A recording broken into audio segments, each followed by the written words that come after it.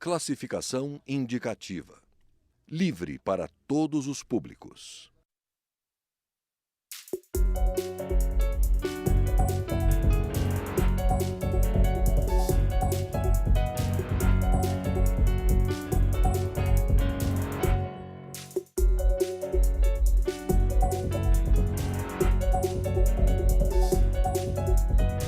Olá!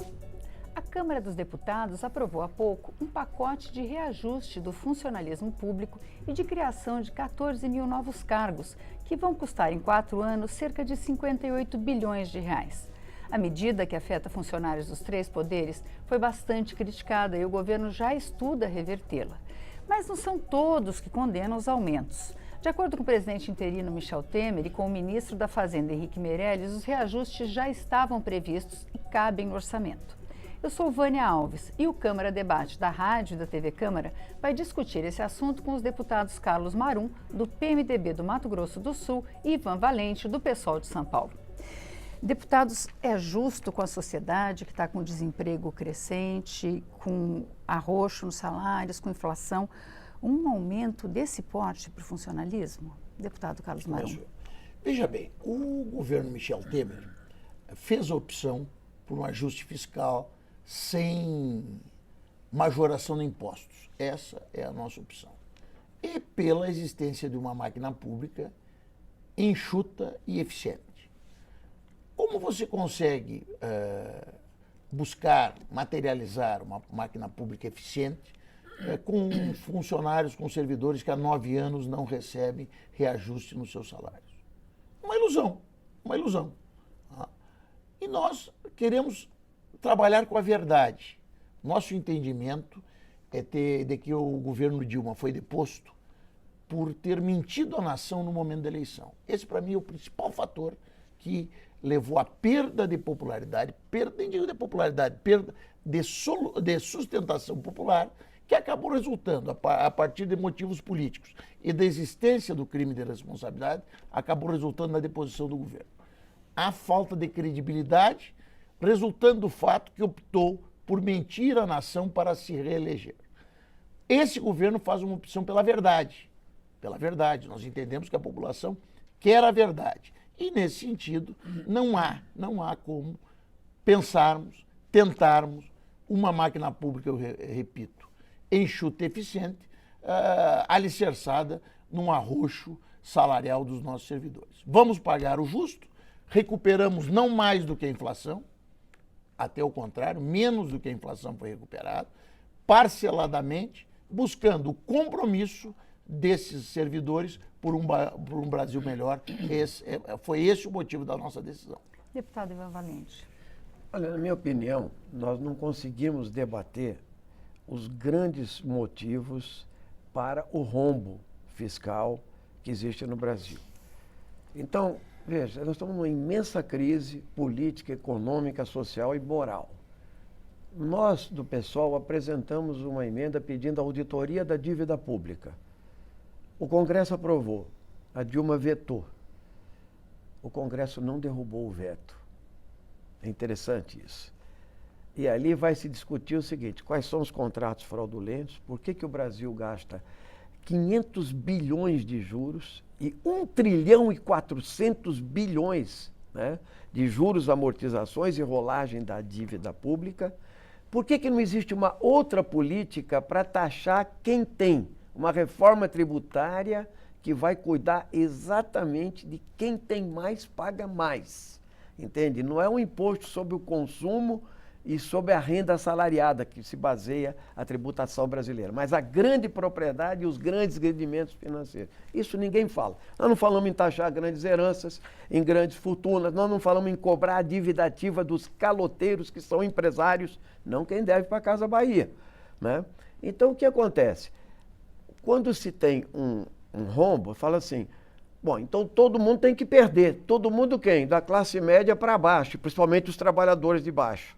Então, você não vai aumentar o salário mínimo real, pelo contrário, você congela o salário mínimo real e aí você joga o funcionário público, que geralmente as carreiras de Estado têm um ganho maior, contra quem ganha muito pouco, porque 70% dos brasileiros ganham até R$ 2.186. É óbvio, quando aparece alguém ganhando 10, 12 ou 15 mil, aparece uma diferença enorme. Só não se fala para onde foi o dinheiro público, entende? Então, isso tudo é uma grande farsa. Na verdade, o Meirelles tem uma contradição, sim, com o governo. O governo aprovou esse aumento do funcionalismo para manter a base para votar coisas muito piores que vem aí. Reforma da Previdência, reforma trabalhista, autonomia do Banco Central, tudo a favor do capital financeiro, do grande capital monopolista no Brasil. Por isso que o governo votou a favor, entende? Então, o que nós vemos aqui é que quem vai pagar a conta da crise são os trabalhadores. O pessoal votou a favor do aumento porque ele tinha previsão constitucional, entende? E ele fazia uma correção no tempo, apenas isso. Agora, nós vamos defender o aumento real do salário mínimo, nós vamos defender distribuição de renda e vamos atacar quem ganha mais. Aqui o problema é que quem ganha mais está no poder. É o capital financeiro, é os grandes monopólios, é o agronegócio, é quem manda na Câmara dos Deputados, é quem financia as campanhas eleitorais. Por isso, nós não entramos nessa brincadeira de dizer, olha, tem uma contradição, nós não estamos numa época de ajuste fiscal. Para quem, cara pálida, o ajuste fiscal? Eu quero que ajuste os ricos do Brasil, não os remediados, pobres ou a classe média. Então, esse grande debate nacional na economia não aparece nem na Câmara, nem nos meios de comunicação de massa, que também estão financiados pelas grandes empresas, né? Ninguém quer mexer nisso, porque isso é realmente mexer com a desigualdade social no nosso país. O pacote, ele tem a previsão de criação de 14 mil cargos. Alguns deles, cargos para funcionários das universidades, que estão desfalcadas. Agora, chama a atenção que o presidente Temer, ele propôs um corte de pelo menos 4 mil cargos de livre nomeação e cargos de confiança dentro do governo federal. Eu tenho aí duas perguntas, deputado Marum.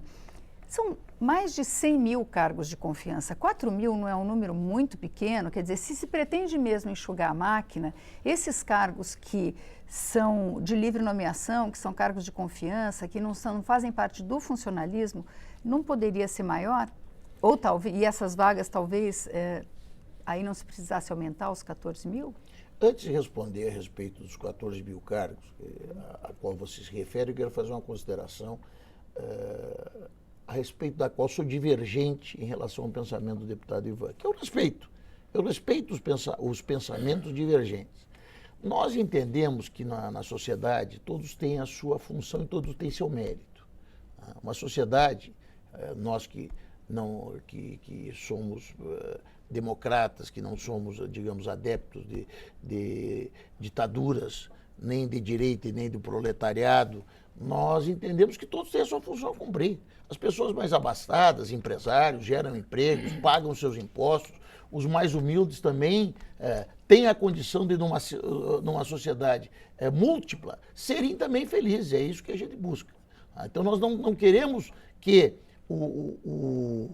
digamos, o conserto, a restauração do país, a reconstrução do país. Quando começou, eu dizia que o nosso governo devia se chamar um governo de salvação nacional. Hoje eu já penso que a salvação já passou, nós já salvamos. Agora vamos reconstruir. Que essa reconstrução não se faça nem exigindo algo inexigível dos assalariados e nem do empresariado. Então nós queremos achar um caminho onde todos cumpram o seu papel, evitando a sonegação, combatendo, criminalizando, inclusive. Eu penso que assim como a corrupção tem que ser criminalizada, a sonegação também tem que ser criminalizada. Porque também é o dinheiro público que é desviado. O imposto não é do empresário, o imposto é do Estado. E você sonegar é roubar dinheiro do Estado. Então, mas não estabelecer, não, aqui quem vai pagar a conta é o empresário. Não, acho que toda a sociedade tem que, a seu modo, fazer algum tipo de sacrifício para que nós vençamos esse obstáculo e consigamos construir um novo momento da nacionalidade brasileira. Quanto aos 14 mil cargos, eles estão sendo reavaliados. Eu também confesso que não me chamou atenção naquele momento em que discutimos de forma muito intensa a oportunidade ou não de concedermos essa readequação dos salários, digamos, a readequação do valor dos salários. Me passou desapercebida essa questão dos 14 mil cargos. O governo está reavaliando isso. Tá? E não é certo que esses 14 mil cargos sejam, quer dizer, tanto podem ser barrados no Senado, como pode o governo posteriormente partir para um veto em relação a isso. O que não quer dizer que um país não precise hoje, em algumas das nossas universidades, de que busquemos servidores que passem em concurso, que tenham a condição técnica de efetivamente contribuírem, né, com o necessário engrandecimento, não crescimento, engrandecimento da nossa máquina pública. Mas essa questão vai ser reavaliada de forma minuciosa. Deputado Ivan Valete, como é que o senhor vê essa questão do corte de cargos de confiança, de 4 mil cargos, e a criação dos 14 mil? Antes de entrar nessa questão, me permita replicar nosso deputado Marum. Primeiro porque é o seguinte, tem gente que analisa a sociedade brasileira a partir da casa grande e da senzala. Então vai ter sempre alguém com o pé na cozinha, né? E é possível compactuar sempre o problema de classes, da divisão da sociedade brasileira entre ricos e pobres. O problema é que os ricos sempre saem ganhando. E é por isso que nós temos milhões e milhões de pobres no nosso Brasil. O país que mais concentra a renda no planeta, da escala do Brasil, país da escala brasileira. Então, o problema principal é o seguinte, não se trata de penalizar o empresário. Veja a questão da dívida ativa e da sonegação. Se o cidadão, né, compra um eletrodoméstico na Casa Bahia, ou ele compra um carro à prestação, classe média, se ele parar de pagar 3 dias, entende? 3 meses eles vão buscar o carro, entende? Eles vão buscar o eletrodoméstico, a Casa Bahia, o cidadão.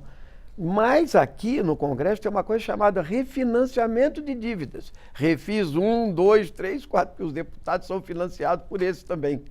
Então acontece o seguinte, você refinancia mais 15 anos, você não paga, etc. Sabe quanto é a dívida ativa? 1 trilhão e 200 bilhões.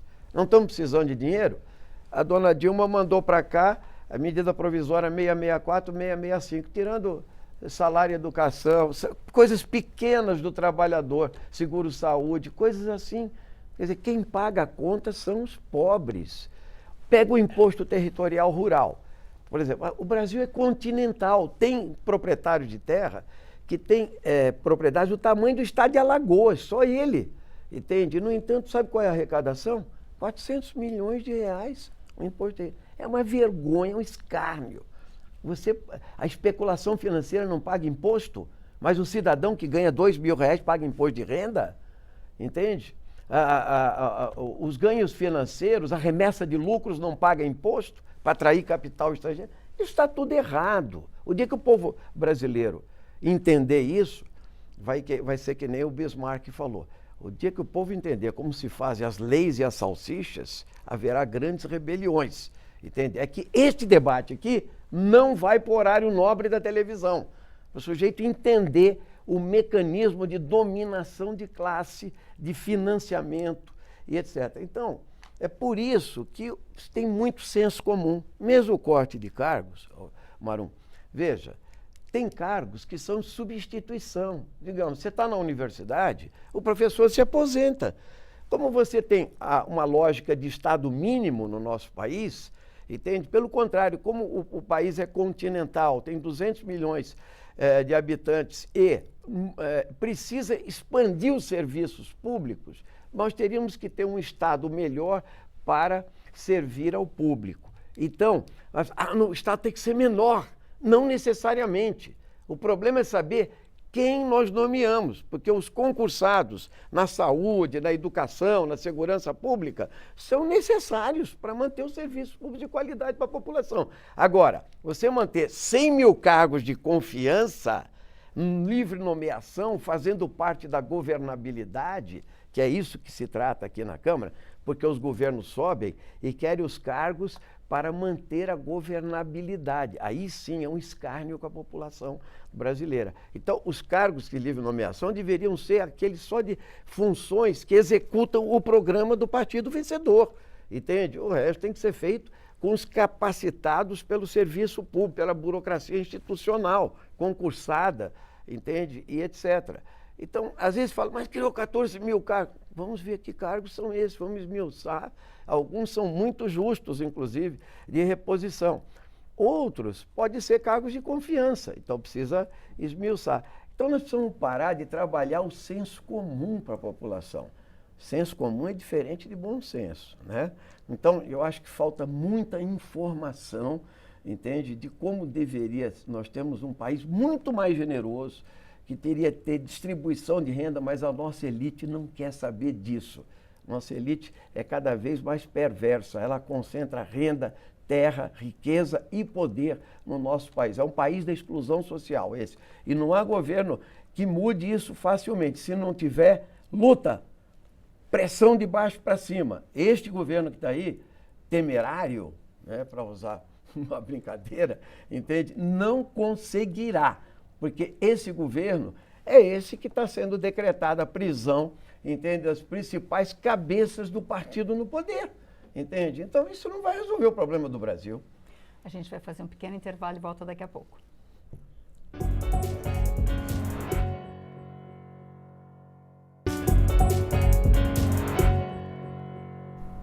O Câmara Debate está de volta. Hoje nós discutimos os reajustes do funcionalismo e a criação de cargos com os deputados Ivan Valente, do PSOL de São Paulo, e Carlos Marum, do PMDB do Mato Grosso do Sul. Uma das questões que o Senado pretende rever é o aumento dos ministros do STF, né, do Supremo, que partiria de cerca de 33 mil para perto de 40 mil. Esse reajuste é considerado muito perigoso porque ele desce em cascata e atinge todo o funcionalismo, aumenta o teto do funcionalismo e atinge principalmente os estados. Qual que é a sua opinião, deputado? Bom, eu só quero, encerrando aquela primeira parte da questão do reajuste, colocar o seguinte: eu sou filho de funcionários públicos. Meu pai, servidor do Tribunal de Contas do Rio Grande do Sul, e minha mãe, professora. Tá? E o que eu notei nos últimos tempos? Uma desvalorização do funcionário do servidor público, que acabou mexendo, inclusive, com o seu amor próprio. Tá? E eu não sei o que veio antes, mas é uma coisa real.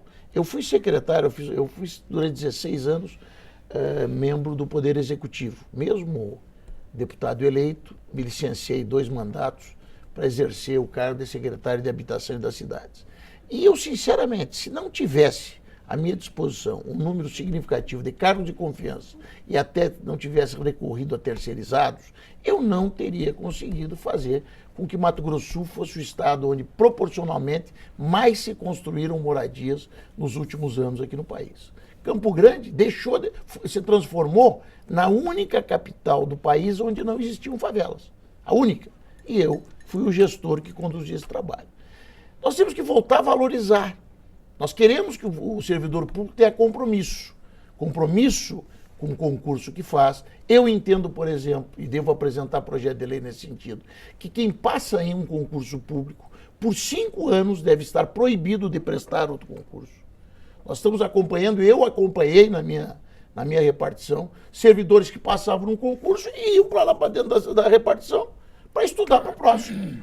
Tá? Porque às vezes o cidadão faz um concurso, ele tem que ter compromisso com aquilo, pelo menos por um tempo, não que nós queiramos impedir a ascensão, mas pelo menos por um tempo ele tem que prestar serviço naquela função, até porque tomou o lugar de outro. Passou num concurso, tomou o lugar de outro. Tá? Então é uma ideia que eu coloco, nós não queremos, o governo de reconstrução nacional, que atua muito em cima também da opinião do ministro Meirelles, da Economia, que é um ministro forte, que nessas questões opina e com razão, e nós queremos que opine de forma muito decisiva. Nós não sabemos, queremos o Estado maior ou menor, nós queremos o Estado melhor. E para isso, e nós temos certeza que não construiremos um Estado melhor alicerçados em servidores mal remunerados. Nós queremos remunerar o servidor com justiça, com dignidade, mas queremos o compromisso do servidor com a eficiência da máquina pública. Quanto à questão dos ministros do STF, é óbvio que isso tem que ser avaliado de uma forma muito mais profunda e cuidadosa, porque, digamos, praticamente todos os salários da administração pública, inclusive os nossos, estão vinculados aos salários do ministro do STF. A partir do momento que você concede um aumento aos ministros do STF, você cria um efeito de cascata que vai estourar lá no município de Itacuru, lá na fronteira do Mato Grosso do Sul com o Paraguai. Então nós temos que ter um cuidado maior nisso. Nós não podemos continuar criando situações e digamos, passando para que os estados e municípios paguem, quando nós sabemos que hoje esses entes federativos não estão preparados para esses aumentos de despesas. E é um problema, é um problema. Você veja bem que é uma questão onde, obviamente, que o STF contente não deve ficar. Então, veja bem toda a repercussão que tem decisões como essas, que nós a todo momento tomamos aqui com muita responsabilidade, pensando muitas vezes de forma divergente, mas eu não acredito que o Ivan queira o mal do país e sinceramente, não acredito que ele pense isso de mim. Nós podemos ter posições divergentes, mas são decisões que nós tomamos de muita responsabilidade. Deputado Ivan Valente, como é que você vê essa questão? Eu acho que realmente o maior salário do funcionalismo é o do ministro do Supremo Tribunal Federal. E é óbvio que ele tem um efeito cascata. Agora, o problema principal é a compreensão da população disso. Então, você explicar que é necessária uma máquina pública, né, funcionando, azeitada e servindo ao público, não é simples num país que tem um salário mínimo de 800 e poucos reais, em que a média salarial no maior centro político do país, econômico, como São Paulo, 70% da população ganha pouco mais de R$2.000. Então, isso cria uma imensa distorção, porque o salário privado, ele não tem limites. Então, um apresentador de TV pode ganhar 15 milhões, certo? Um jogador de futebol pode ganhar 10 milhões. Isso não tem nem mais, isso aqui é privado. O que é público é isso aqui. Então, você precisa compatibilizar essa visão. Por quê? Por exemplo, eu acompanho muito a carreira dos professores, né? Eu fui professor da escola, sou engenheiro, acompanhei a carreira, dei aula no Estado, entende? No meu tempo de magistério no Estado, um professor no maior estado da federação, que era São Paulo, para dar 40 horas, ele ganhava com correção monetária hoje R$8.000. Se for ver hoje, ele ganha 2.500. Veja a degradação que houve no magistério, no Brasil inteiro, né? Então, isso tudo é em prejuízo de quem? Da própria população, do filho do pobre. Assim como um médico ou um setor de saúde e assim por diante. Então, o problema está em que como é que faz o bolo arrecadatório, para onde que ele vai? Se nós não discutirmos isso, essa evasão monumental que vai parar no capital financeiro e nos rentistas, uma economia que gira em torno da especulação e da atração do capital estrangeiro, uma economia que concentra renda, que ela não é produtiva, ela não cria um mercado interno, então não distribui renda. Isso tudo tem a ver com o salário do funcionalismo público. Por isso, o pessoal tem votado contra os aumentos, inclusive dos deputados. Pode pegar todo o histórico dos aumentos, o pessoal vota contra. Porque não tem como você votar a favor e se explicar para a população que R$33.000 é um salário baixo, porque não é. Você está entendendo? Para a realidade brasileira. Então, tudo isso faz parte de um jogo que eu acho que é bem mais complexo e se joga muito com o senso comum. Por quê? Porque aqui não se discute essa concentração da renda, viu, Maru? Me permita, mas a meritocracia, aquilo que você colocou no começo, ela só vale quando existe igualdade de oportunidades e de opções. Isso não existe no Brasil, entende? Quem nasce pobre, entende? Tem pouca oportunidade de crescer.